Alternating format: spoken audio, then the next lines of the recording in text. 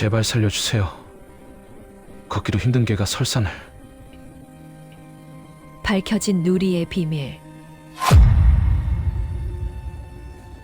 모든 것이 하얗게 지워진 세상이었습니다.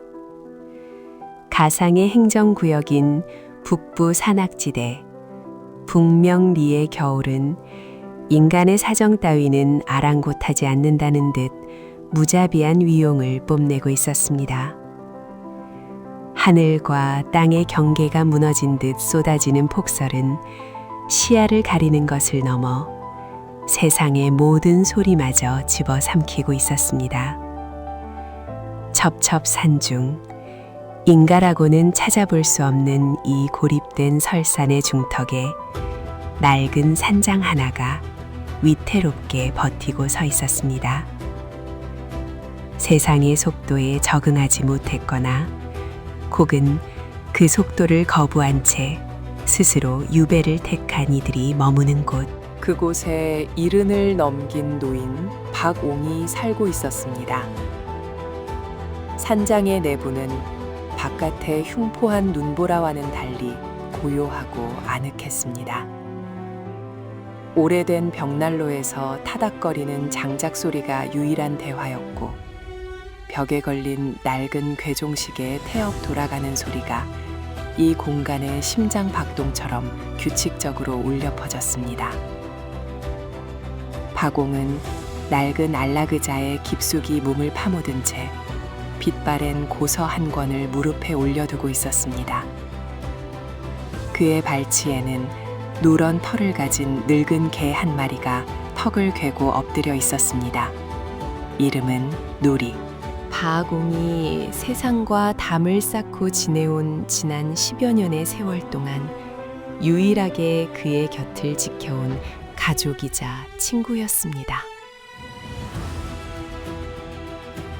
평온했던 오후의 정적을 깬 것은 예고 없는 불청객이었습니다. 박옹이 책장을 넘기려던 순간 가슴 중앙에서부터 무언가 묵직하고 뜨거운 것이 치고 올라왔습니다. 그것은 통증이라기보다는 거대한 바위가 흉곽을 짓누르는 듯한 압박감이었습니다. 으드득. 박옹의 손에서 책이 미끄러져 바닥으로 떨어졌고, 그가 쥐고 있던 찻잔이 엎어지며 갈색 액체가 낡은 카페 뒤로 검붉게 번져나갔습니다. 짧은 신음조차 제대로 내뱉지 못한 채 박옹의 몸이 안락의자 옆으로 무너져 내렸습니다. 시야가 급격히 좁아지며 세상이 흑백으로 전멸하기 시작했습니다. 심장은 마치 고장난 엔진처럼 불규칙하게 요동치다가 이내 미약한 진동으로 잦아들고 있었습니다. 급성 심정지였습니다. 혈관을 타고 흐르던 생명의 온기가 급속도로 차가워지는 것을 느끼며 박옹은 본능적으로 바닥을 긁었습니다. 그러나 손가락 끝에 걸리는 것은 차가운 마룻바닥의 냉기뿐이었습니다. 그 순간 얕은 잠에 빠져 있던 누리가 번쩍 눈을 떴습니다. 짐승의 감각은 인간의 이성보다 훨씬 빠르고 정확했습니다. 공기 중에 섞인 미세한 냄새의 변화, 주인의 불규칙한 호흡 소리, 그리고 바닥으로 전해지는 둔탁한 진동. 누리는 즉각적으로 몸을 일으켰습니다. 평소라면 꼬리를 흔들며 다가갔을 테지만 지금 누리의 털은 곤두서 있었고 눈동자는 불안으로 흔들리고 있었습니다. 누리는 쓰러진 박옹의 얼굴에 코를 갖다 대었습니다. 킁킁거리는 숨결이 박옹의 뺨에 닿았습니다. 주인의 냄새는 여전했지만 그 밑바닥에는 죽음이라는 낯설고 비릿한 향기가 스며들고 있었습니다. 누리는 낑낑거리는 소리를 내며 박옹의 손등을 핥았습니다. 거칠고 투박한 손, 언제나 자신의 머리를 쓰다듬어 주던 그 따뜻한 손이 점점 식어가고 있었습니다.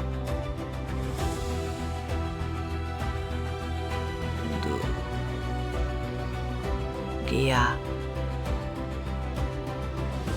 박옹이 간신히 눈을 뜨고 흐릿한 초점으로 누리를 바라보았습니다.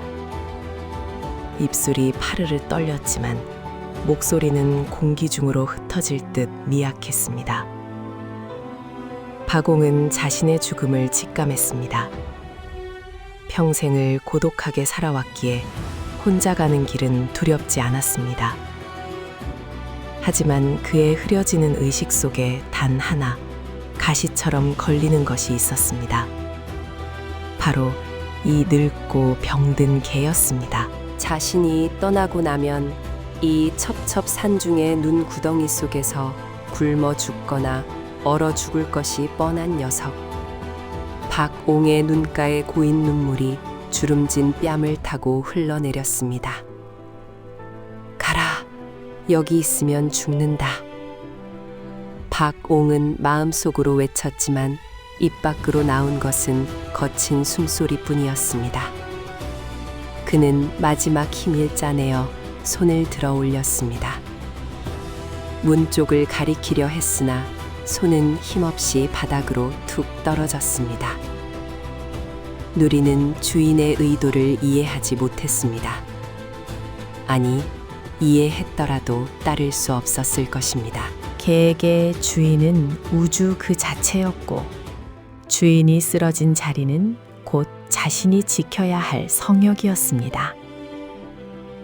누리는 박옹의 가슴팍에 머리를 비비며 그를 깨우려 애썼습니다.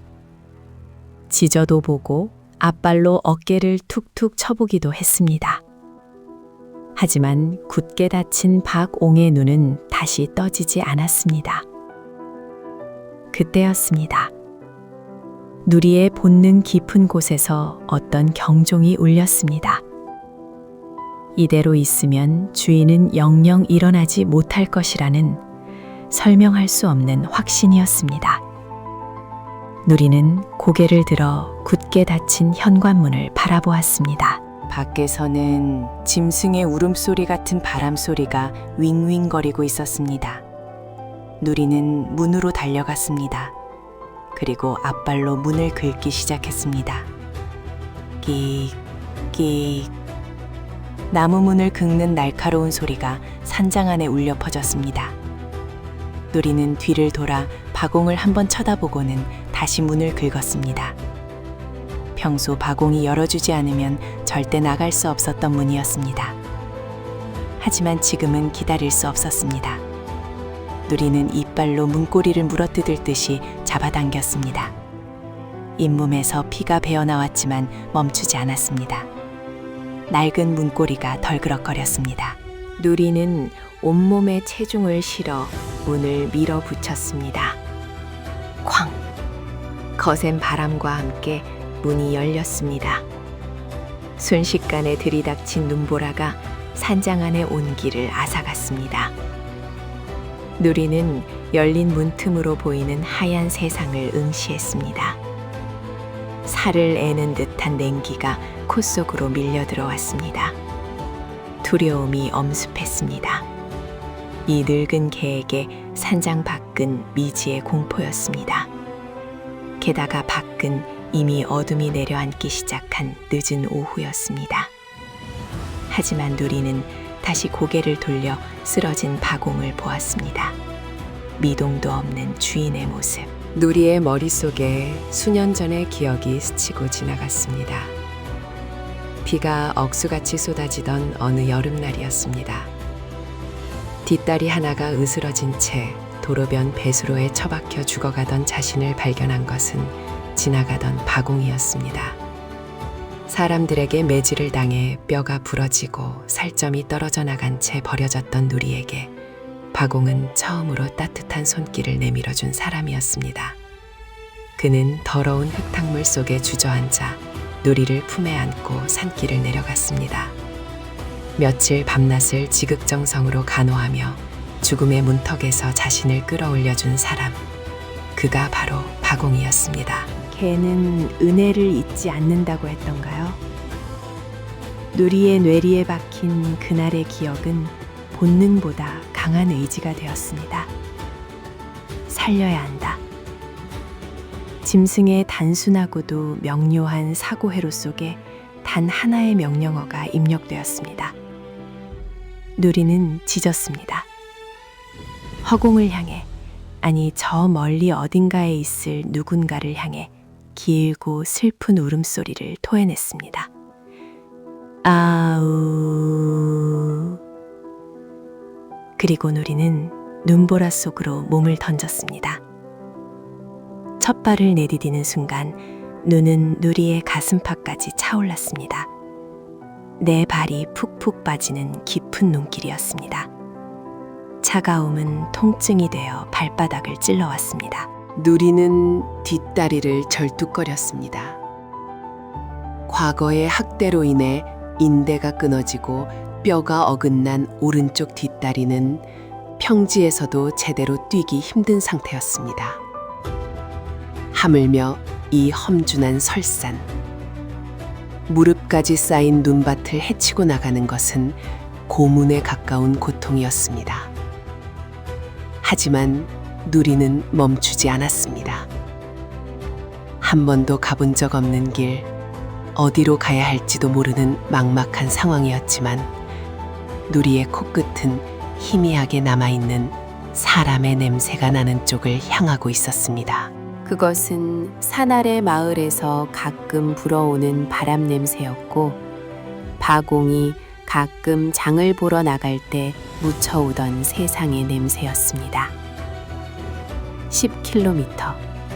인간의 걸음으로도 서너 시간은 좋게 걸리는 거리였습니다. 하물며 폭설이 쏟아지는 산길을 늙고 병든 개가 주파한다는 것은 불가능에 가까운 일이었습니다. 그러나 누리는 달렸습니다. 아니, 달린다기보다는 눈 속에 몸을 던지며 처절하게 기어가는 것에 가까웠습니다. 한편 열린 문으로 들어온 냉기가 바공의 얼굴을 덮쳤습니다. 차가운 바람에 바공의 의식이 아주 잠시 수면 위로 떠올랐습니다. 그는 흐릿한 눈으로 열린 문을 바라보았습니다. 문 밖에는 아무것도 없었습니다. 하얀 눈보라 난이 춤을 추고 있었습니다. 누리야, 나갔구나. 다행이다. 바공은 안도했습니다. 녀석이 살 길을 찾아 떠났다고 생각했습니다. 하지만 그의 가슴 한 구석이 느릿하게 저려왔습니다. 마지막 가는 길에 녀석의 체온이라도 느끼고 싶었던 이기심 때문이었을까요?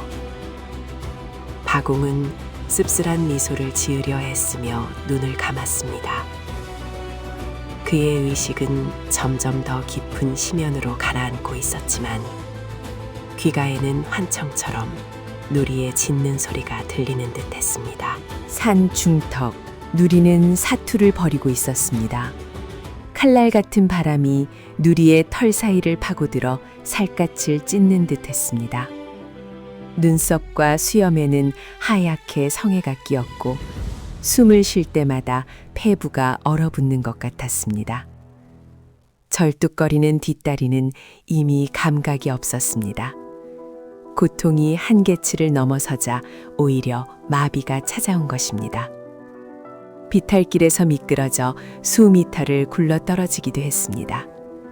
날카로운 나뭇가지에 긁혀 옆구리에서 피가 배어 나왔지만 누리는 털어낼 새도 없이 다시 일어났습니다. 붉은 핏방울이 하얀 눈 위에 점점이 찍혔습니다. 그것은 마치 생명의 지도를 그리듯 누리가 지나온 길을 처절하게 표시하고 있었습니다. 어둠이 완전히 내려앉은 산속은 공포 그 자체였습니다. 멀리서 늑대인지 들개인지 모를 짐승들의 울음소리가 들려왔습니다. 평소라면 꼬리를 말고 숨었을 누리였지만 지금은 그 어떤 두려움도 주인을 살려야 한다는 일념을 덮지 못했습니다. 누리의 머릿속에는 오직 하나, 쓰러져 있는 박옹의 모습뿐이었습니다. 기다려요. 내가 갈게요. 사람을 데려올게요. 말 못하는 짐승의 간절한 기도가 눈보라에 섞여 흩어졌습니다. 누리는 본능적으로 알고 있었습니다. 자신이 멈추면 주인도 멈춘다는 것을. 자신의 심장이 뛰어야 주인의 심장도 뛴다는 것을. 그것은 논리가 아닌 영혼으로 연결된 생명의 끈이었습니다. 가상의 마을인 영곡리 방향으로 향하는 고갯마루. 이곳은 바람이 가장 거세게 부는 깔딱고개였습니다. 누리의 체력은 이미 바닥난 지 오래였습니다. 내 다리는 천근만근 무거웠고 시야는 눈보라에 가려 한 치 앞도 분간할 수 없었습니다.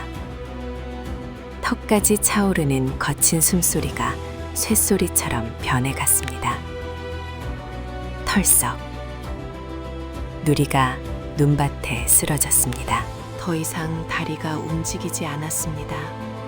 차가운 눈이 누리의 몸을 덮어왔습니다. 이대로 눈을 감으면 편안해질 것 같았습니다.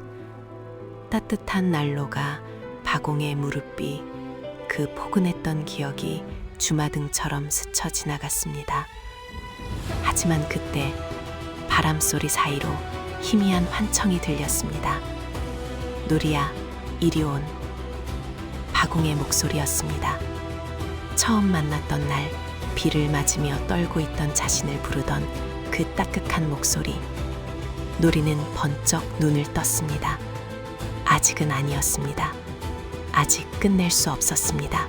누리는 비명을 지르듯 끙 하는 소리를 내며 억지로 몸을 일으켰습니다. 부들거리는 다리에 힘을 주었습니다. 발톱이 부러지고 발바닥이 찢겨나갔지만 누리는 다시 한 발을 내디뎠습니다. 그 시각 산 아래 가상의 영곡 파출소. 갓 부임한 신임 순경 강우석은 창밖을 내다보며 걱정스러운 표정을 짓고 있었습니다. 기록적인 폭설로 인해 도로가 통제되고 마을이 고립될 위기에 처해 있었기 때문입니다. 눈이 너무 많이 오는데요. 이쪽 지리는 아직 익숙지 않은데 큰일 없어야 할 텐데. 강순경은 뜨거운 커피잔을 만지작거리며 불안감을 달랬습니다. 파출소 안은 따뜻하고 평화로웠지만 창밖의 사상은 전쟁터와 다름없었습니다. 그는 알지 못했습니다. 지금 이 순간 그 눈보라를 뚫고 작은 생명 하나가 기적을 향해 달려오고 있다는 사실을, 그리고 그 기적이 곧 자신의 문을 두드리게 될 것임을.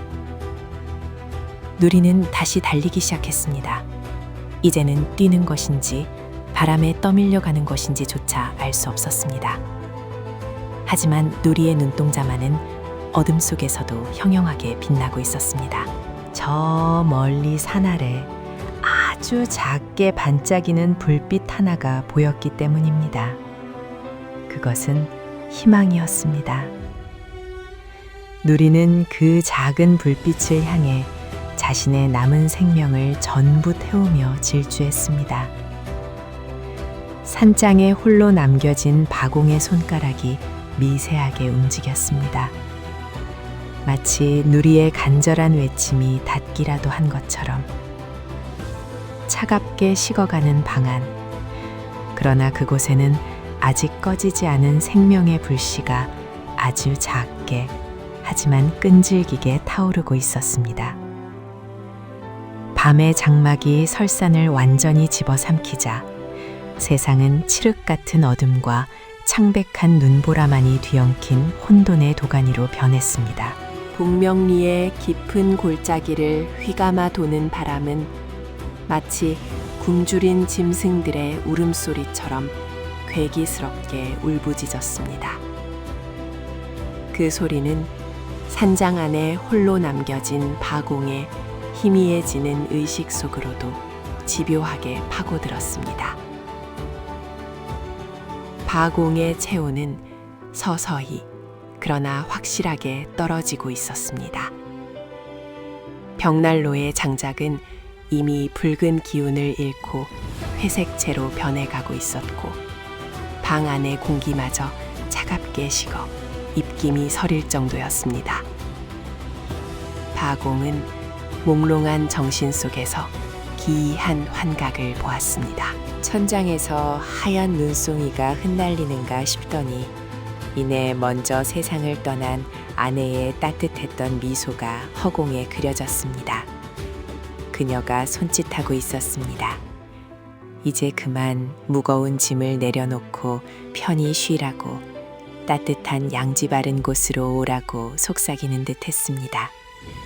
죽음은 공포가 아닌 달콤하고 나른한 유혹으로 다가오고 있었습니다. 하지만 바공의 무의식 한 구석, 아주 깊은 곳에 박힌 작은 가시 하나가 그를 이승의 끈에서 완전히 놓아주지 않고 있었습니다. 누리였습니다. 녀석은 어디로 갔을까? 이 혹한의 추위 속에 길을 잃고 헤매다 얼어 죽지는 않았을까? 박옹의 감지하는 눈꺼풀이 미세하게 떨렸습니다. 그는 마지막 힘을 다해 손가락을 까딱여 보았지만 몸은 이미 거대한 얼음 덩어리가 된 듯 말을 듣지 않았습니다. 그저 가슴 깊은 곳에서 울컥울컥 치솟는 뜨거운 안타까움만이 그가 아직 살아있음을 증명하고 있었습니다. 같은 시각 산 아래로 향하는 비탈길. 누리는 더 이상 걷는 것이 아니었습니다. 그것은 처절한 몸부림이자 생명을 태워 불가능에 저항하는 투쟁이었습니다. 오른쪽 뒷다리는 이미 감각이 사라진 지 오래였습니다.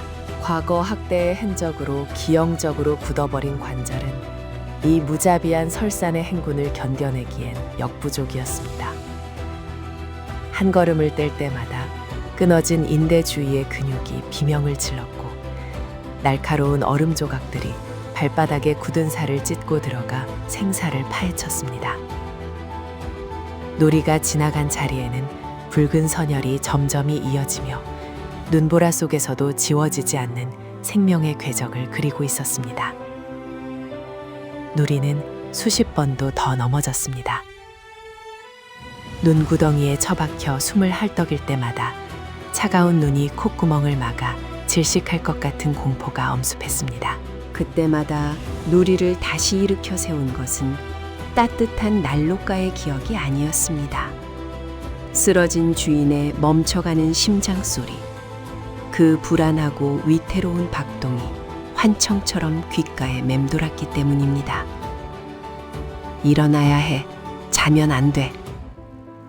누리는 짐승의 언어로 스스로를 채찍질했습니다.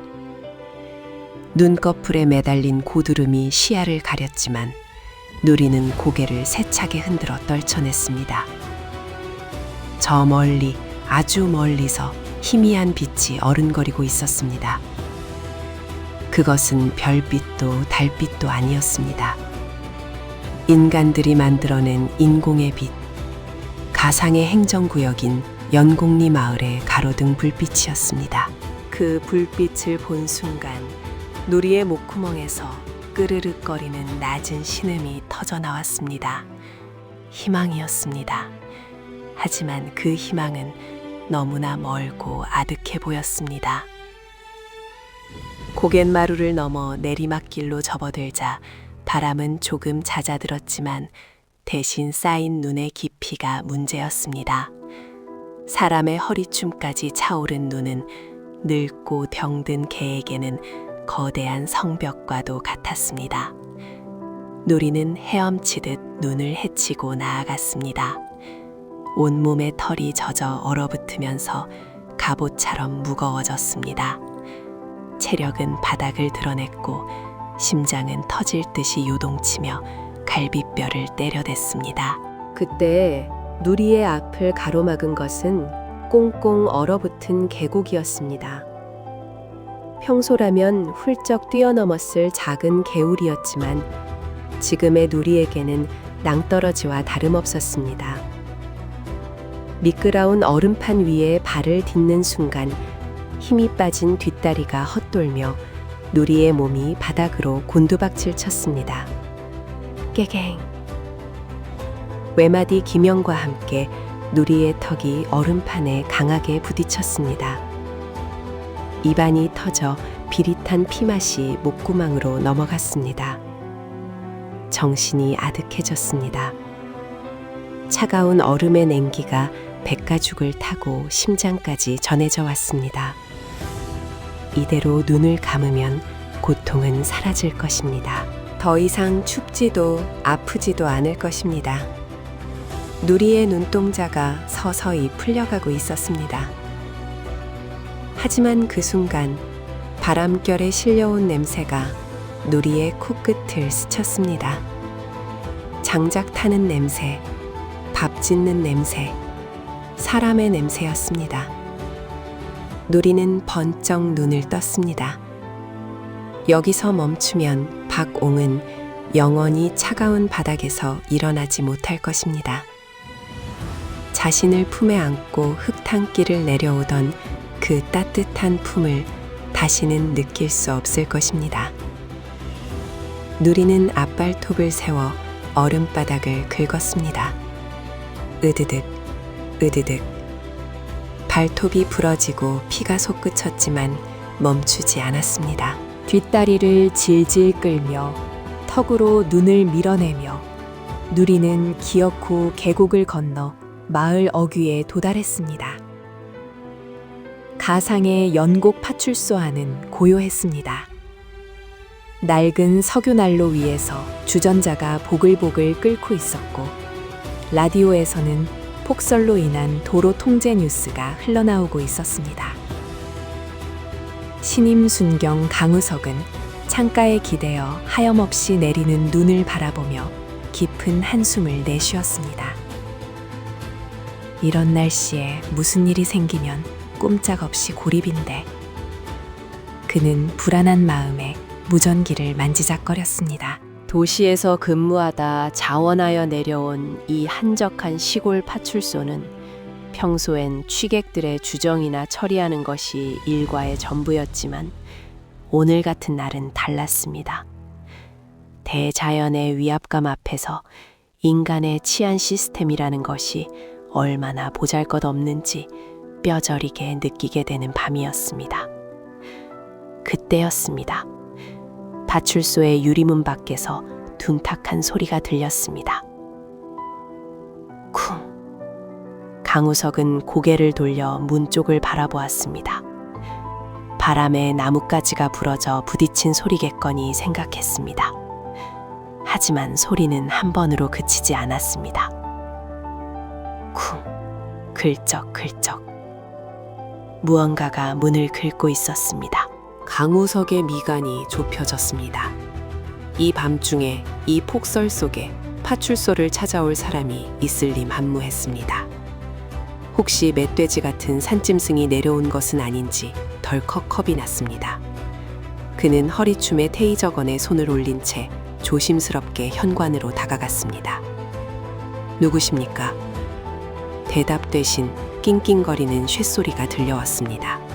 사람의 소리가 아니었습니다. 강우석은 긴장된 손으로 잠금 장치를 풀고 문을 아주 조금 열었습니다. 그리고 그는 자신의 눈을 의심했습니다. 문틈 사이로 들이닥친 눈보라와 함께 피투성이가 된 누런 털뭉치 하나가 파출소 안으로 굴러들어왔습니다. 그것은 개였습니다. 하지만 평범한 개가 아니었습니다. 온몸은 얼음과 흙탕물로 뒤범벅이 되어 있었고 네 발은 퉁퉁 부어올라 형체를 알아보기 힘들 정도였습니다. 입가에는 하얀 거품과 붉은 피가 섞여 흘러내리고 있었습니다. 뭐야 이거? 강우석은 당황하여 뒷걸음질 쳤습니다. 누리는 바닥에 쓰러진 채 거칠게 숨을 몰아쉬었습니다. 흉곽이 터질 듯이 부풀어 올랐다 꺼지기를 반복했습니다. 강우석은 급히 난로가에 담요를 가져와 누리의 몸을 덮어주려 했습니다. 유기견이 추위를 피해 들어온 것이라 생각했기 때문입니다. 이 녀석 어디서 이렇게 다쳐서 일단 몸 좀 녹여라. 하지만 누리는 강우석의 손길을 거부했습니다. 비틀거리는 몸을 억지로 일으켜 세우더니 강우석의 바짓단을 물고 늘어졌습니다. 으르릉. 공격적인 으르렁거림이 아니었습니다. 그것은 애원에 가까운 울음이었습니다. 누리는 바짓단을 문 채 문 쪽으로 뒷걸음질 쳤습니다. 힘이 들어가지 않는 뒷다리가 바닥에 질질 끌렸지만 녀석은 필사적으로 강우석을 밖으로 끌어내려 하고 있었습니다.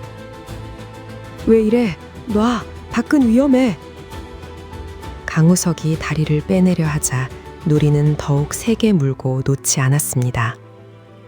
그러다 힘에 부쳤는지 바닥에 털썩 주저앉으면서도 시선만은 문 밖 어둠 속 산 쪽을 향해 고정되어 있었습니다.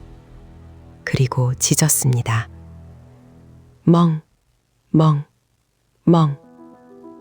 목이 다 쉬어 터져 나오는 그 소리는 단순한 짖음이 아니었습니다. 저기에 누가 있다, 빨리 가야 한다는 명백한 의사표시였습니다. 강우석은 순간 등골이 서늘해짐을 느꼈습니다.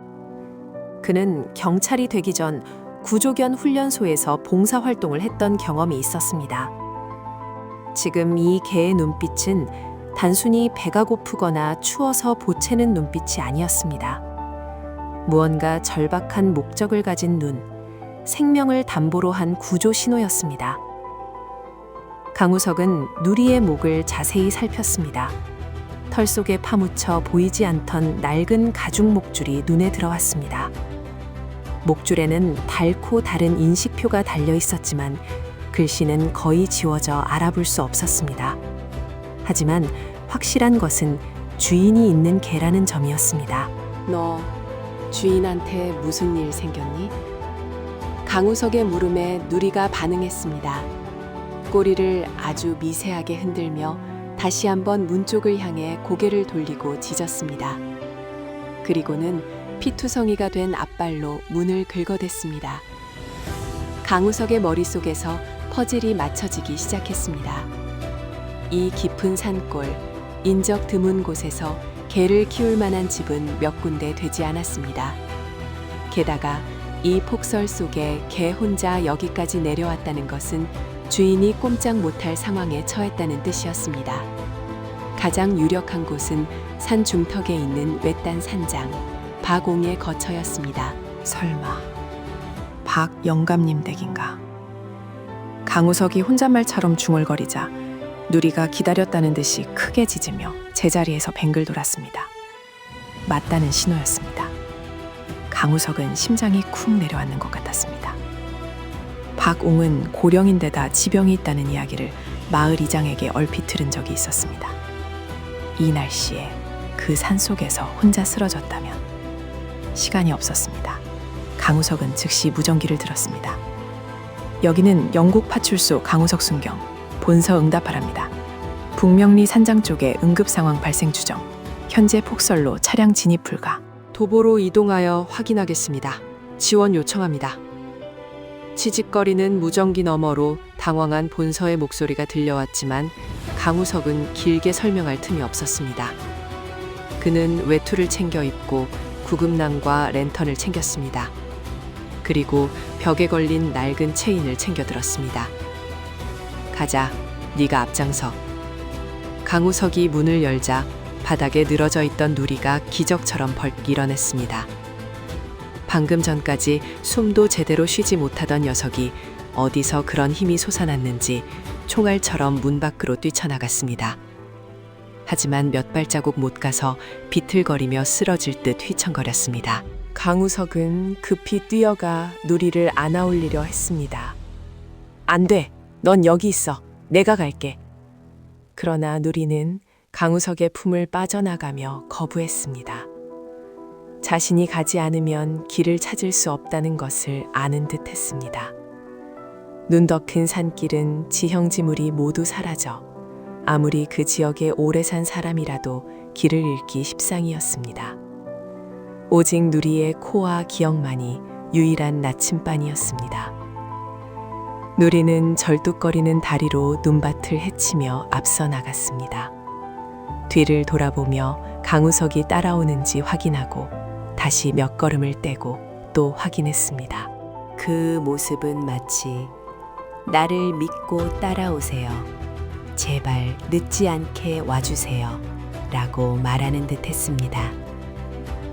강우석은 입술을 꽉 깨물었습니다. 눈앞이 흐려지는 것은 눈보라 때문만은 아니었습니다. 인간인 자신조차 엄두가 나지 않는 이 지옥 같은 눈길을 저 작은 생명체는 오직 주인을 살리겠다는 일념 하나로 뚫고 내려온 것이었습니다. 그리고 다시 그 지옥 속으로 주인을 위해 몸을 던지고 있었습니다. 그래, 가자. 반드시 살리자. 강우석은 랜턴 불빛을 비추며 누리의 뒤를 따랐습니다. 칠흑 같은 어둠 속 누리의 누런 털은 마치 어둠을 가르는 작은 횃불처럼 보였습니다. 두 개의 그림자, 하나는 크고 하나는 작지만 비장한 그림자가 설산을 향해 기어오르기 시작했습니다. 산장 안 박옹의 의식은 이제 가느다란 시로라기 하나에 매달려 있었습니다. 체온은 위험 수위까지 떨어졌고 심장은 멈추기 직전의 시계추처럼 느릿하게 움직이고 있었습니다.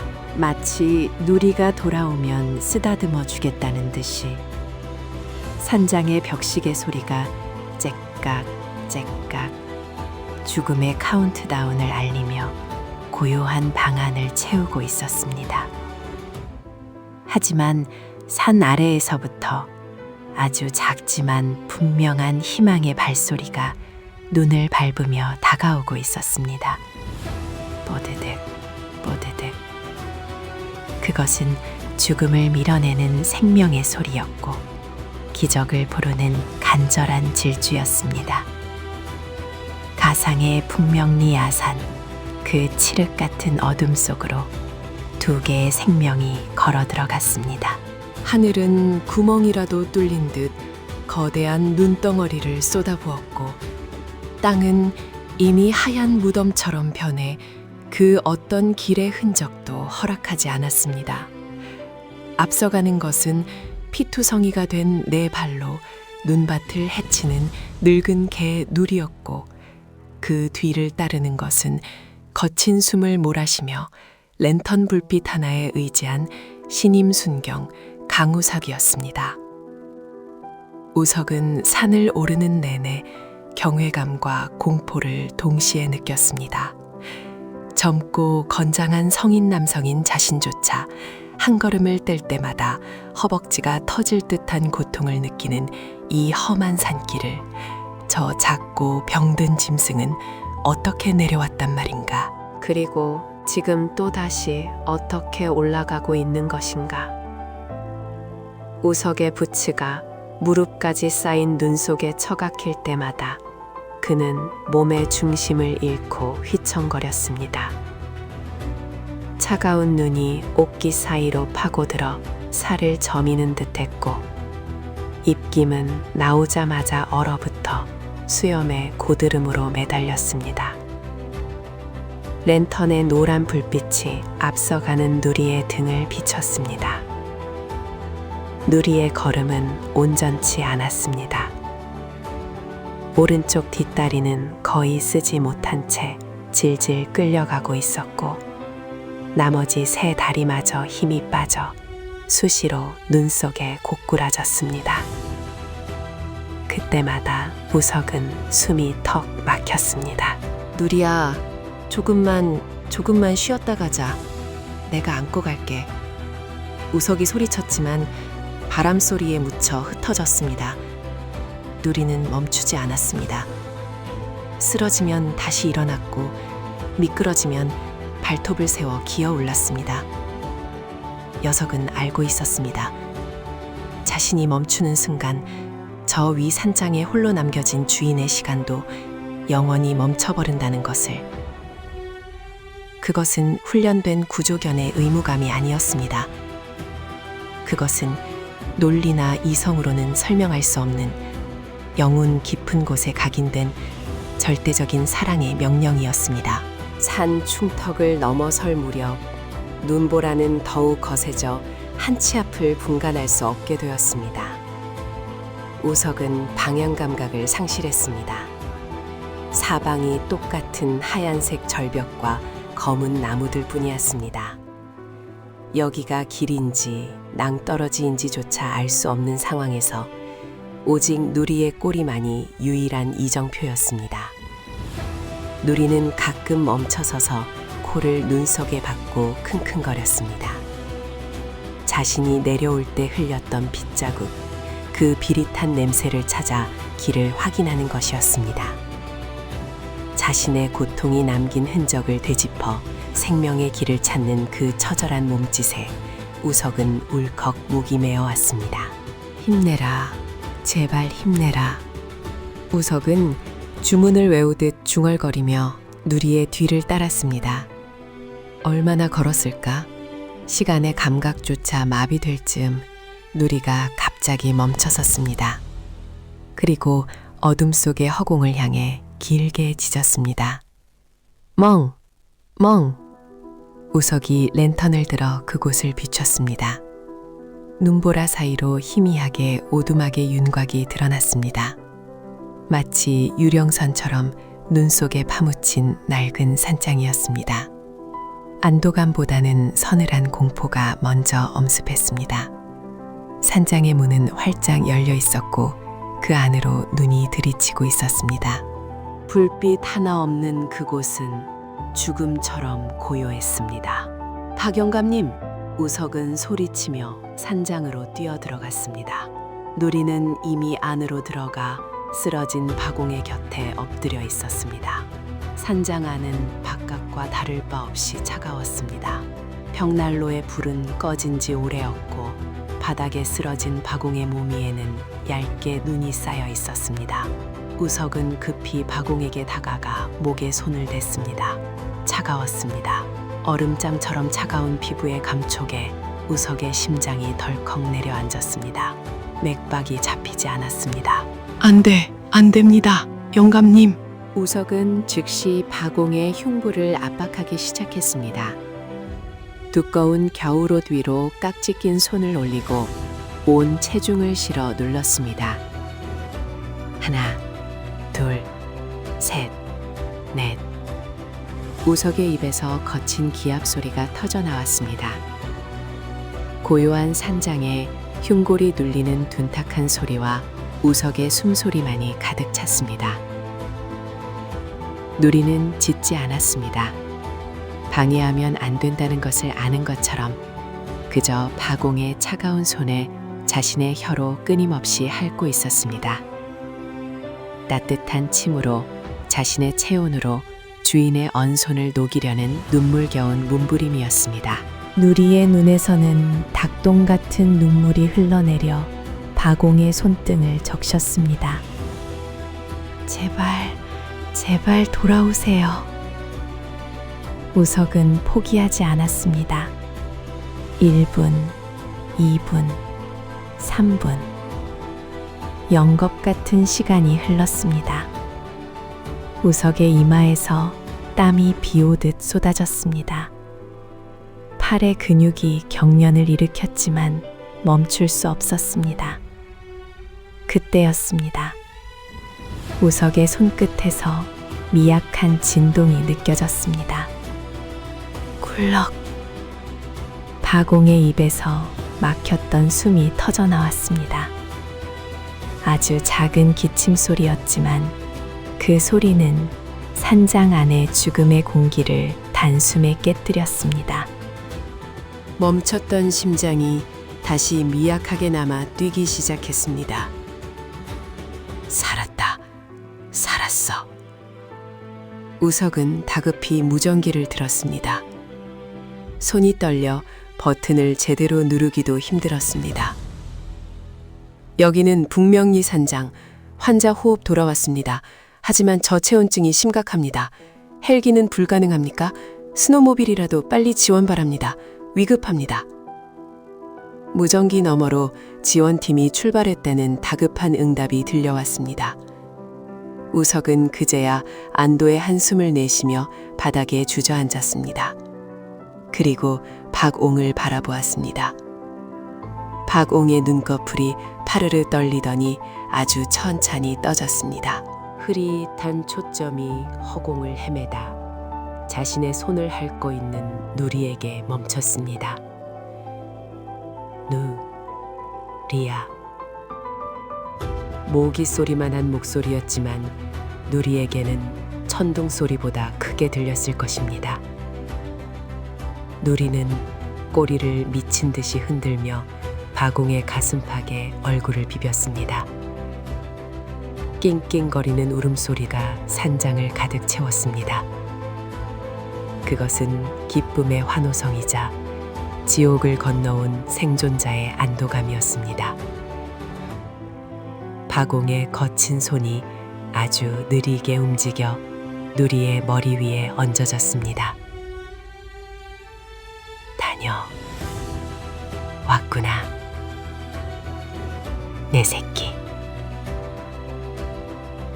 그 모습을 지켜보던 우석은 고개를 돌려 눈물을 훔쳤습니다. 인간과 동물, 그 경계를 넘어선 숭고한 유대감이 차가운 산장을 따뜻하게 데우고 있었습니다. 몇 시간 뒤 요란한 엔진 소리와 함께 구조대원들이 산장에 도착했습니다. 박옹은 신속하게 응급처치를 받고 들것에 실려 산을 내려갔습니다. 우석은 탈진에 쓰러진 누리를 품에 안고 그 뒤를 따랐습니다. 누리는 우석의 품 안에서 깊은 잠에 빠져 있었습니다. 마치 모든 임무를 완수하고 비로소 휴식을 허락받은 늙은 병사처럼 평온한 얼굴이었습니다.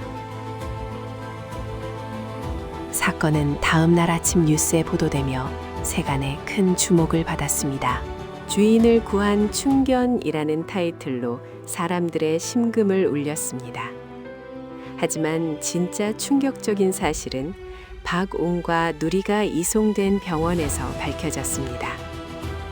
박옹이 중환자실에서 고비를 넘기는 동안 수의사는 누리의 상태를 살피고 있었습니다. 엑스레이 사진을 판독하던 수의사의 표정이 점점 심각하게 굳어졌습니다. 그는 믿을 수 없다는 듯 고개를 저으며 엑스레이 사진과 잠든 누리를 번갈아 쳐다보았습니다. 곁에 서 있던 우석이 불안한 마음에 물었습니다. 선생님, 누리 상태가 많이 안 좋은가요? 다리가... 수의사는 깊은 한숨을 내쉬며 모니터를 가리켰습니다. 순경님, 이 개가 정말 산길 10km를 뛰어왔다고요? 네, 제가 제 눈으로 똑똑히 봤습니다. 제 앞에서 길 안내까지 했는걸요. 이건 의학적으로 불가능합니다. 기적이라는 말로도 부족해요. 수의사의 설명은 충격적이었습니다. 누리의 오른쪽 뒷다리는 단순히 다친 것이 아니었습니다. 과거의 심각한 골절로 인해 뼈가 기형적으로 붙어 있었고 무엇보다 무릎 인대가 완전히 끊어져 있는 상태였습니다. 그것도 아주 오래전의 말입니다. 이 다리로는 걷는 것조차 고통스러웠을 겁니다. 뼈와 뼈가 직접 부딪히는 통증은 인간으로 치면 다리가 으스러진 상태로 마라톤을 하는 것과 같아요. 그런데 뛰었다고요? 눈길을. 이건 고통을 초월한 겁니다. 오직 정신력 하나로 육체의 한계를 씹어먹은 거예요. 우석은 말을 잇지 못하고 잠든 누리를 바라보았습니다. 군데군데 털이 빠지고 상처투성이인 늙은 몸. 찢어진 발바닥에는 붕대가 감겨 있었습니다. 녀석은 알고 있었던 것입니다. 자신이 달리면 다리가 부서질 듯 아프다는 것을. 하지만 그 고통보다 주인을 잃는다는 두려움이 더 컸기에 녀석은 끊어진 인대로 부서진 뼈로 설산을 달리고 또 달렸던 것입니다. 그날 오후 의식을 완전히 회복한 박옹은 휠체어를 타고 누리가 있는 입원실로 왔습니다. 마취에서 깬 누리는 박옹을 보자마자 꼬리를 치며 일어나려 했지만 몸이 따라주지 않아 끙끙대었습니다. 박옹은 떨리는 손으로 누리의 목을 끌어안았습니다. 미안하다. 미안해. 이 못난 주인을 만나서. 박옹의 눈물이 누리의 털을 적셨습니다. 누리는 박옹의 눈물을 핥아주며 마치 이렇게 말하는 듯 했습니다. 괜찮아요. 당신이 살았잖아요. 그거면 됐어요. 창밖에는 여전히 눈이 내리고 있었습니다. 하지만 병실안은 그 어느 곳보다 따뜻했습니다. 세상은 복잡하고 이기적인 계산으로 돌아가지만 때로는 말 못하는 짐승의 미련아리만큼 올곧은 사랑이 우리에게 잊고 있던 삶의 진실을 가르쳐 줍니다. 누리가 보여준 10km의 기적은 단순한 구조담이 아니었습니다. 그것은 조건 없는 사랑이 얼마나 위대한 힘을 발휘할 수 있는지를 증명한 설산 위에 쓰인 붉고 뜨거운 시였습니다. 우석은 병실 문을 조용히 닫고 나왔습니다. 그의 가슴 속에는 평생 잊지 못할 뜨거운 무언가가 자리 잡았습니다. 눈 내리는 창밖을 바라보며 그는 생각했습니다. 오늘 밤은 세상의 모든 충직한 생명들이 따뜻한 곳에서 편안히 잠들기를, 그리고 우리가 그들에게 받은 사랑의 아주 일부라도 돌려줄 수 있기를. 이야기는 여기서 끝을 맺지만 북명리 산장에 울려 퍼지던 그날의 지짐소리는 오래도록 사람들의 가슴 속에 메아리칠 것입니다. 병원 창밖으로 보이던 앙상한 가지에 연초록물이 오르기 시작했습니다. 북명리의 설산이 그토록 흉포하게 뿜어대던 냉기는 계절의 순환이라는 거대한 섭리 앞에서 힘을 잃고 세상은 언제 그랬냐는 듯 온화한 봄의 기운으로 채워지고 있었습니다. 가상의 도시인 인주시 국립의료원 별관 입원실, 그곳의 시간은 바깥 세상보다 조금 더 느리게 흘렀습니다. 죽음의 문턱을 넘어 돌아온 박옹과 그를 업고 지옥의 설산을 건너온 늙은 개 누리가 함께 머무는 공간이었기 때문입니다. 박옹의 회복은 더뎠지만 확실했습니다. 멈췄던 심장은 다시 규칙적인 리듬을 찾았고 동상으로 검게 변했던 손끝에는 새살이 돋아나고 있었습니다. 그러나 의료진과 박옹의 마음을 무겁게 짓누르는 것은 침대 발치에 웅크리고 있는 누리의 상태였습니다. 수의학 쪽 소견으로 누리의 오른쪽 뒷다리는 더 이상의 기능을 기대하기 어려운 상태였습니다. 이미 오래전 끊어졌던 인대는 그날의 무리한 질주로 인해 주변 근육과 신경계까지 심각한 손상을 입혔고 뼈마디는 으스러지듯 마모되어 있었습니다. 수의사는 누리가 걷는 것조차 기적이라고 말했습니다. 하지만 누리는 박옹이 잠에서 깨어 기척을 낼 때마다 그 불편한 몸을 억지로 일으켜 꼬리를 흔들었습니다.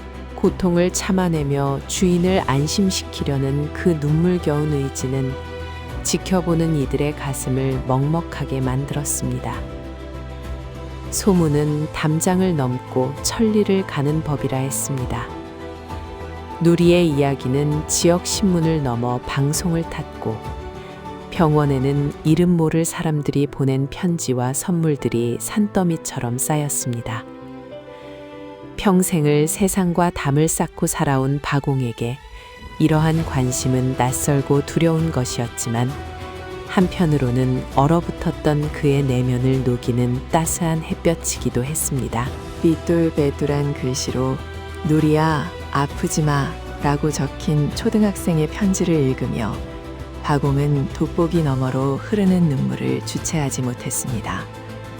자신이 세상을 등지고 숨어버린 그 긴 시간 동안에도 세상은 여전히 온기를 품고 있었음을, 그리고 그 온기를 다시 연결해 준 것이 바로 자신의 곁을 지키는 말 못하는 짐승임을 깨달았기 때문입니다. 강우석 순경은 비번 날이면 어김없이 병원을 찾았습니다. 그는 단순히 사건을 처리한 경찰관이 아니었습니다. 그는 그날 밤 눈보라 속에서 생명의 위대함을 목격한 증인이자 누리가 보여준 기적의 동반자였습니다. 우석은 휠체어에 앉은 박옹을 모시고 병원 정원을 산책하며 누리의 휠체어를 밀었습니다. 뒷다리를 쓰지 못하는 누리를 위해 동물보호단체에서 특수 제작해 보낸 보조기구였습니다. 영감님, 누리가 바퀴 달린 다리가 마음에 드나 봅니다. 표정이 한결 편안해 보여요. 우석의 말에 박옹은 씁쓸하면서도 다정한 미소를 지으며 누리의 머리를 쓰다듬었습니다. 내 다리를 떼어줘도 시원찮을 놈인데 쇠붙이 다리가 뭐가 좋겠나. 그래도 저리 좋아해주니 내가 면목이 없네. 누리는 두 바퀴에 의지한 채 앞발로 힘차게 땅을 박차고 나갔습니다. 예전처럼 뛸 수는 없었지만 냄새를 맡고 풀밭을 구르는 모습은 영락없는 천진난만한 강아지였습니다. 그 모습을 바라보는 박옹의 눈빛에는 회한과 감사가 깊게 서려 있었습니다. 계절이 두 번 바뀌어 가을이 깊어질 무렵 박옹과 누리는 퇴원하여 다시 북명리 산장으로 돌아왔습니다. 산장은 여전했습니다. 하지만 그 공기는 사뭇 달라져 있었습니다. 고립과 단절의 상징이었던 그곳은 이제 누군가의 방문을 기다리는 열린 공간이 되었습니다. 마을 사람들은 십시일반으로 돈을 모아 산장으로 오르는 길을 정비해 주었고 낡은 문짝을 고쳐주었습니다. 박옹은 더 이상 책 속에 파묻혀 지내는 은둔자가 아니었습니다. 그는 누리를 위해 양지 바른 곳에 부드러운 담요를 깔아주고 녀석이 좋아하는 고구마를 삶으며 하루를 보냈습니다. 그러나 시간은 누구에게나 공평하면서도 잔인했습니다. 겨울이 다시 찾아왔을 때 누리의 기력은 눈에 띄게 쇠약해졌습니다. 그날의 10km 질주는 누리에게 남은 생명의 에너지를 모두 쏟아부은 거대한 연소였던 것입니다. 누리는 하루의 대부분을 난로가에 누워 잠을 잤습니다. 숨소리는 거칠어졌고 맑았던 눈동자는 백내장으로 조금씩 흐려져 갔습니다. 박옹은 직감했습니다. 이별의 시간이 다가오고 있음을. 박옹은 밤마다 누리의 곁에 누워 옛날 이야기를 들려주었습니다. 비 오던 날 배수로에서 처음 만났던 이야기, 처음으로 꼬리를 흔들어 주던 날의 감동, 그리고 눈보라치던 그날 밤의 기억까지. 누리는 박옹의 목소리를 자장가 삼아 얕은 잠에 빠져들곤 했습니다. 가끔 누리의 다리가 허공을 휘적거릴 때가 있었습니다. 꿈속에서라도 마음껏 달리고 있는 것일까? 박옹은 그럴 때마다 녀석의 발바닥을 가만히 감싸 쥐어주었습니다. 폭설주의보가 내린 어느 1월의 밤이었습니다. 창밖에는 1년 전 그날처럼 하얀 눈이 펑펑 쏟아지고 있었습니다. 바람 소리가 윙윙거리며 창문을 흔들었지만 산장 안은 고요하고 평화로웠습니다. 누리는 저녁을 거의 먹지 못했습니다. 물조차 삼키기 힘겨워하는 녀석을 보며 박옹은 젖은 수건으로 입가를 축여줄었습니다. 누리가 고개를 들어 박옹을 바라보았습니다. 흐릿해진 눈동자였지만 그 안에는 여전히 바공을 향한 깊고 맑은 우주가 담겨 있었습니다. 녀석은 힘겹게 앞발을 들어 바공의 손등 위에 얹었습니다. 그것은 작별 인사이자 마지막 위로였습니다. 나 먼저 가요. 너무 슬퍼하지 마요. 누리야. 바공의 목소리가 떨렸습니다. 그는 누리의 몸을 품에 꼭 안았습니다. 앙상하게 뼈만 남은 가벼운 몸. 하지만 그 안에 깃든 영혼의 무게는 세상 그 무엇보다 무거웠습니다. 고맙다. 정말 고맙다.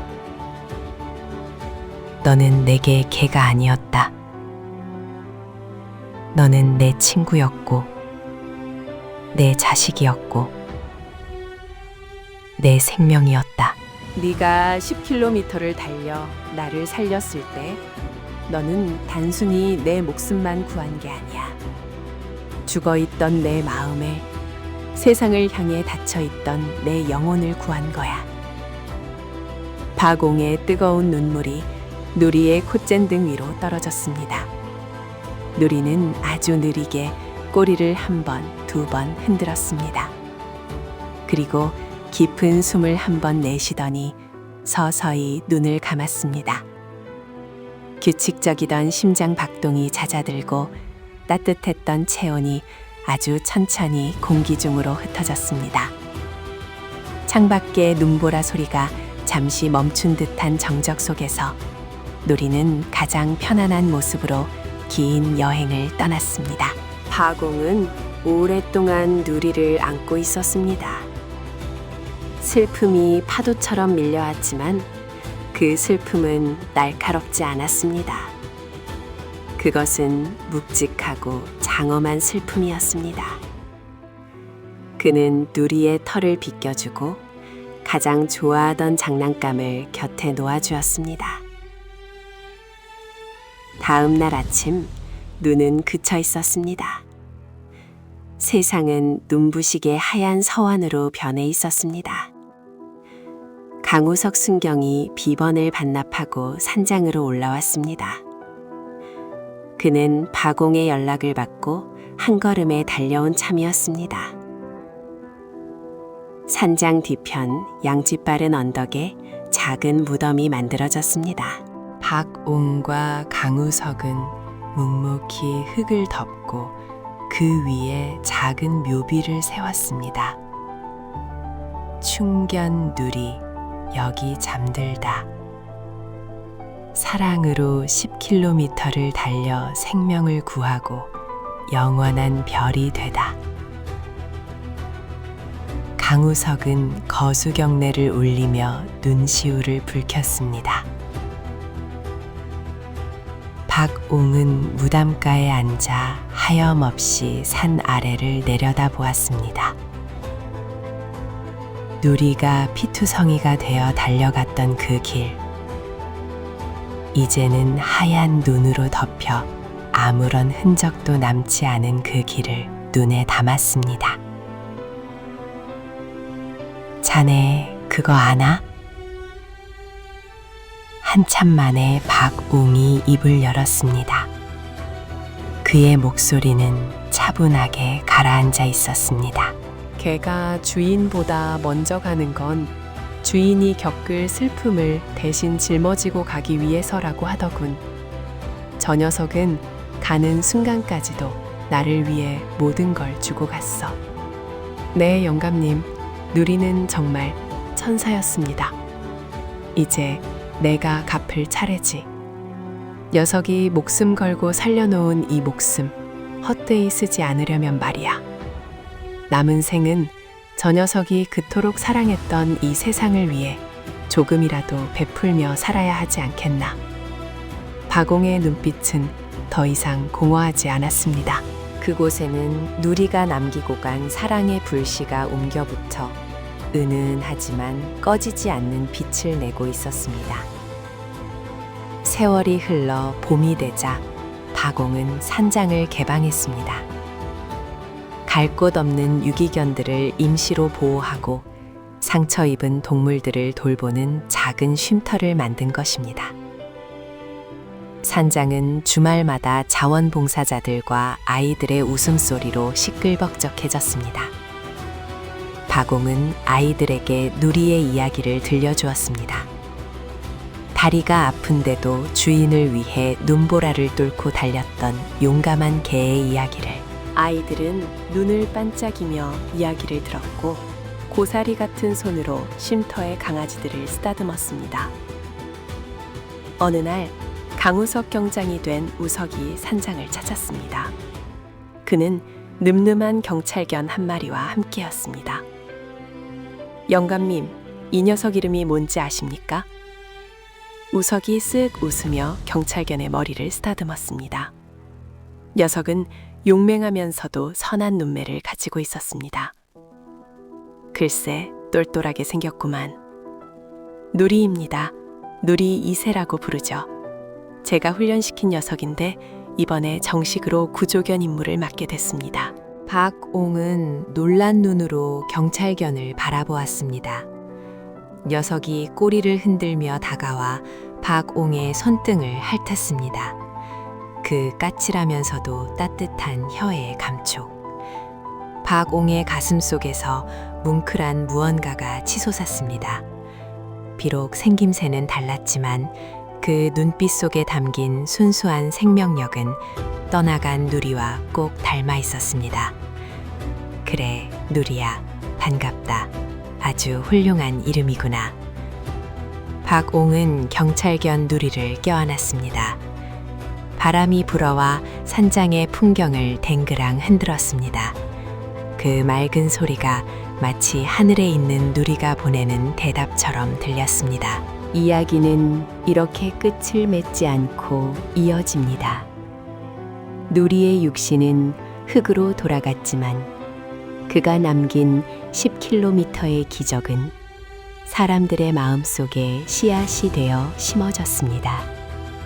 그 씨앗은 박옹이의 쉼터가 되었고 또 다른 생명을 구하는 구조견이 되었으며 팍팍한 세상살이에 지친 누군가에게 다시 일어설 힘을 주는 전설이 되었습니다. 사랑은 사라지지 않습니다. 단지 다른 형태로 더 넓은 곳으로 퍼져나갈 뿐입니다. 북명리의 깊은 산속 눈 내리는 밤이면 여전히 누군가는 기억할 것입니다. 절뚝거리는 다리로 눈보라를 가르며 달려가던 그 작은 영웅의 뒷모습을, 그리고 그 길 끝에 피어난 기적 같은 사랑의 이야기를 말입니다. 모든 것이 평화로워진 저녁, 박옹은 낡은 안락의자에 앉아 창밖을 바라봅니다. 하늘에는 유난히 밝은 별 하나가 산장 지붕 위를 비추고 있습니다. 박옹은 미소 지으며 조용히 속삭입니다. 잘 자라 누리야. 내일 또 보자꾸나.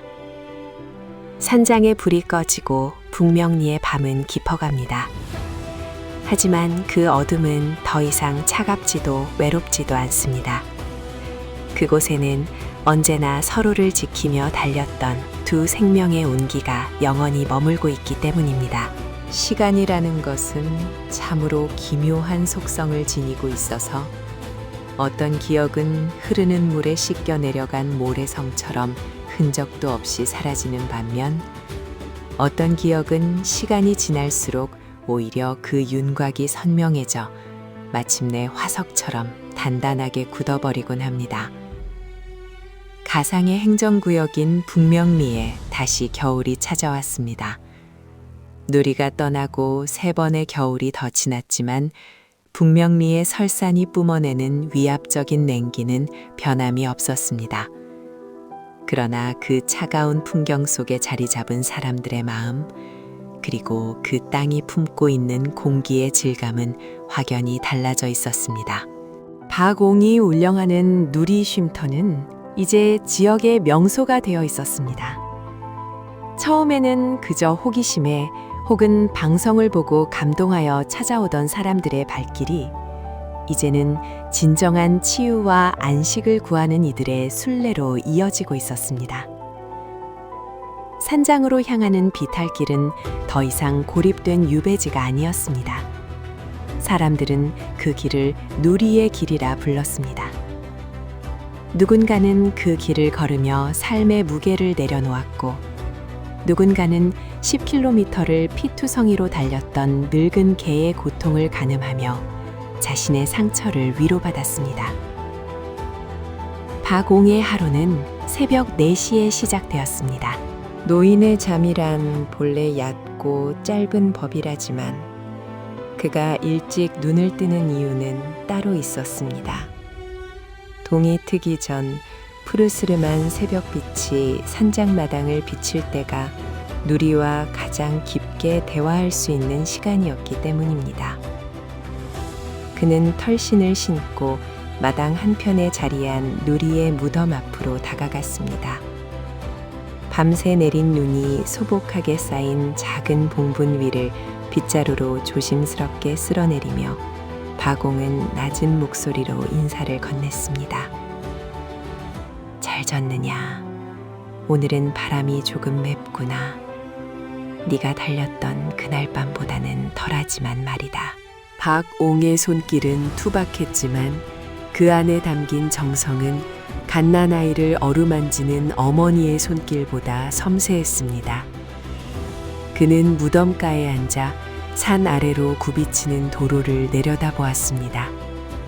가로등 불빛이 드문드문 박힌 저 길을 따라 절뚝거리는 다리로 끊어진 인대의 고통을 삼키며 내려갔을 녀석의 뒷모습이 환영처럼 아른거렸습니다. 그럴 때면 박옹의 가슴 속에서는 여전히 뜨거운 덩어리가 울컥 치솟아 오르곤 했습니다. 그것은 슬픔이라기보다는 일종의 경외심에 가까웠습니다. 말 못하는 짐승이 보여준 인간조차 흉내내기 힘든 그 거룩한 희생 앞에 그는 매일 아침 겸허히 고개를 숙였습니다. 오전 일과는 쉼터의 식구들을 돌보는 것으로 채워졌습니다. 현재 쉼터에는 15마리의 개들이 머물고 있었습니다. 대부분 사람에게 상처받고 버려지거나 사고로 장애를 입은 녀석들이었습니다. 한쪽 눈이 없는 녀석, 다리를 저는 녀석, 사람의 손길만 닿아도 소스라치게 놀라 구석으로 숨는 녀석들. 박옹은 그들의 눈을 들여다볼 때마다 누리의 눈을 보았습니다. 괜찮다, 괜찮아. 여기는 아무도 너희를 때리지 않아. 쫓아내지도 않고. 박옹은 밥그릇 하나를 놓을 때도 똥오줌을 치울 때도 허투루 하지 않았습니다. 그것은 단순한 노동이 아니라 누리에게 미처 다 갚지 못한 빚을 갚아나가는 수행과도 같았습니다. 어느 날 오후 낯선 청년 하나가 쉼터를 찾아왔습니다. 낡은 패딩 점퍼에 풋뇌에 쓴 모자, 세상에 대한 불만과 냉소로 가득 찬 눈빛을 한 20살 남짓의 청년이었습니다. 그는 법원에서 사회봉사 명령을 받고 억지로 이곳에 배정된 김민재라는 청년이었습니다. 민재는 도착하자마자 마당에 침을 뱉으며 투덜거렸습니다. 이런 깡촌에서 개똥이나 치우라니 재수도 더럽게 없지. 민재는 개들을 쳐다보지도 않았습니다. 그에게 개란 그저 시끄럽고 냄새나는 짐승일 뿐이었고 자신의 시간을 갉아먹는 귀찮은 존재들이었습니다. 박옹은 그런 민재를 나무라지 않았습니다. 그저 묵묵히 빗자루를 쥐어주며 말했습니다. 마당부터 쓸 거라. 눈이 얼면 애들이 미끄러진다. 민재는 건성으로 빗질을 해댔습니다. 며칠 동안 그는 말 한마디 없이 시키는 일만 억지로 해치우고는 구석에 앉아 담배만 피워댔습니다. 쉼터의 개들도 민재의 거친 기운을 감지했는지 그에게 다가가지 않았습니다. 오직 한 녀석, 뒷다리를 쓰지 못해 휠체어를 탄 보리라는 강아지만이 민재의 주위를 맴돌았습니다. 보리는 누리가 쓰던 휠체어를 물려받은 녀석이었습니다. 저리 가! 귀찮게 하지 말고!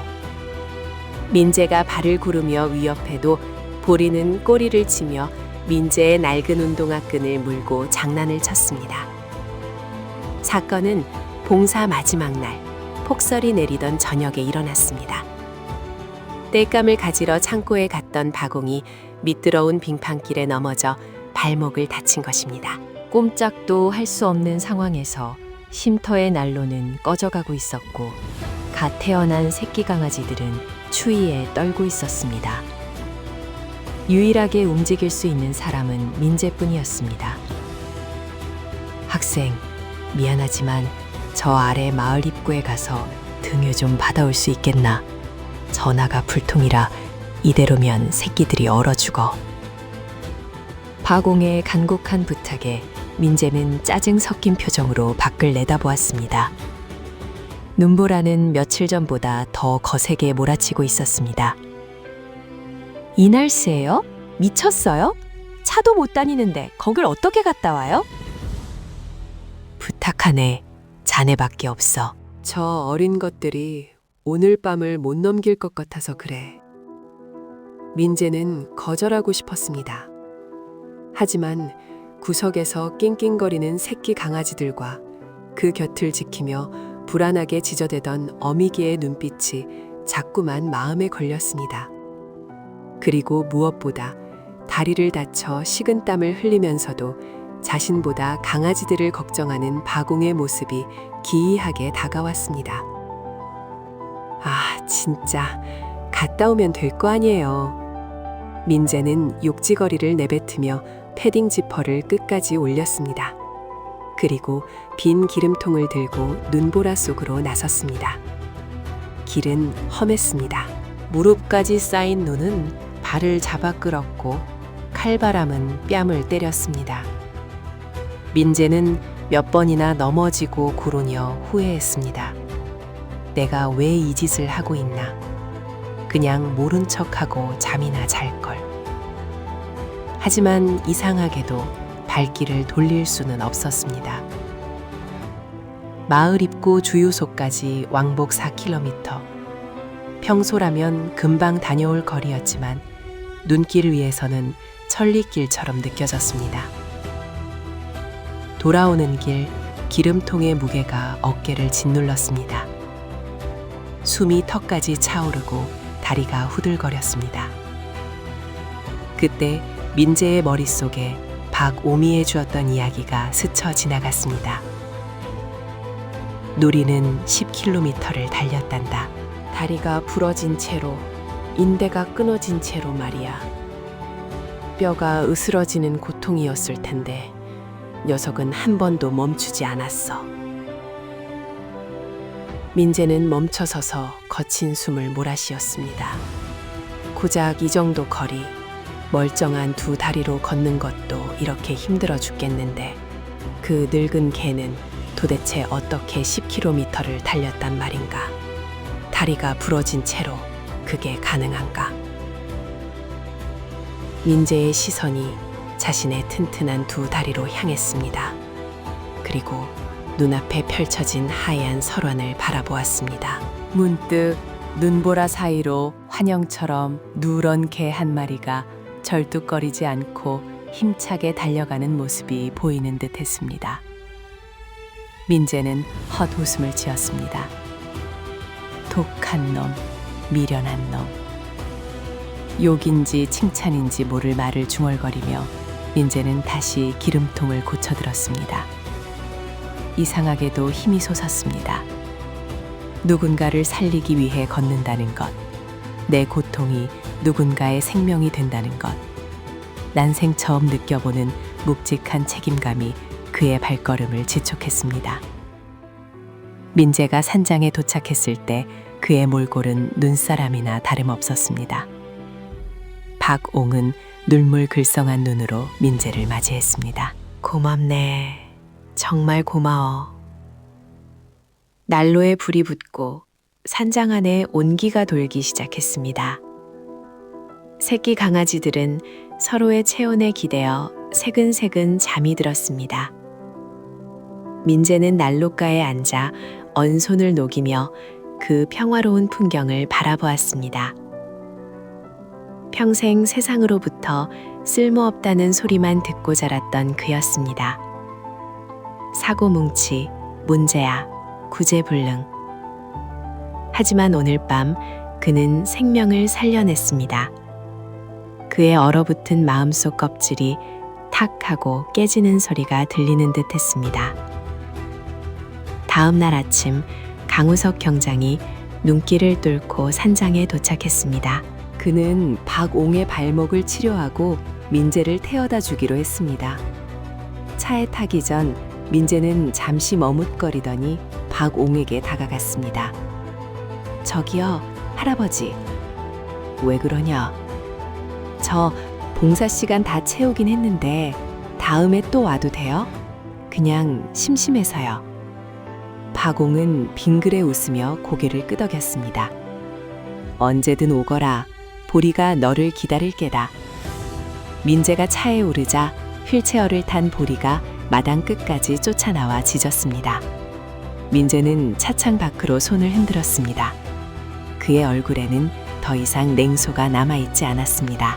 강우석 경장은 운전대를 잡으며 백미러로 박옹을 바라보았습니다. 눈 덮인 산장을 배경으로 서 있는 노인의 모습은 마치 거목처럼 단단해 보였습니다. 영감님, 표정이 참 좋아지셨습니다. 그런가? 다 저 녀석들 덕분이지. 그리고 누리 덕분이고. 박옹은 하늘을 올려다 보았습니다. 구름 사이로 쏟아지는 햇살이 눈부셨습니다. 누리가 떠난 후 박옹은 깨달았습니다. 누리의 죽음은 끝이 아니라 시작이었다는 것을. 녀석이 남긴 사랑의 씨앗이 민재 같은 아이들의 가슴에 떨어져 싹을 틔우고 있음을 말입니다. 그날 밤 박옹은 일기장에 이렇게 적었습니다. 오늘도 눈이 내린다. 하지만 춥지 않다. 누리가 달려갔던 그 10km의 길은 이제 혼자가 아니다. 수많은 사람의 마음이 그 길을 함께 달리고 있다. 사랑은 기적을 만들고 기적은 또 다른 사랑을 낳는다. 누리야, 보고 있느냐? 네가 지킨 세상이 이토록 따뜻해지고 있음을.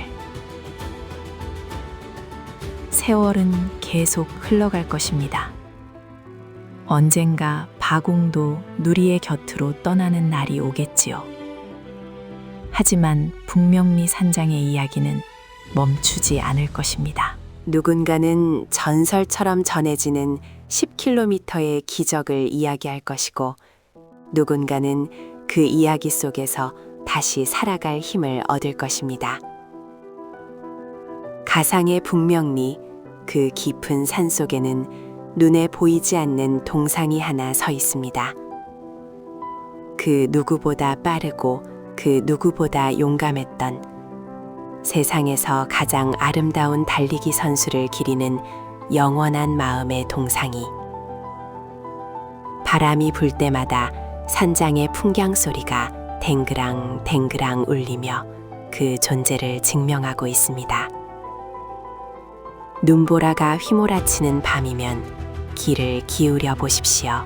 헐떡이는 숨소리 대신 우리를 향해 힘내라고 외치는 벅찬 심장 소리가 들릴지도 모릅니다. 그것은 죽음을 넘어선 사랑의 고동이자 이 차가운 세상에 남겨진 가장 뜨거운 유산입니다. 이야기는 여기서 펜을 놓지만 독자 여러분의 마음속에서는 이 달리기가 영원히 멈추지 않기를 바랍니다. 끝까지 함께 해주셔서 고맙습니다. 항상 건강하고 행복하세요. 참, 구독과 좋아요 해주시면 보다 좋은 사연으로 찾아뵙겠습니다. 감사합니다.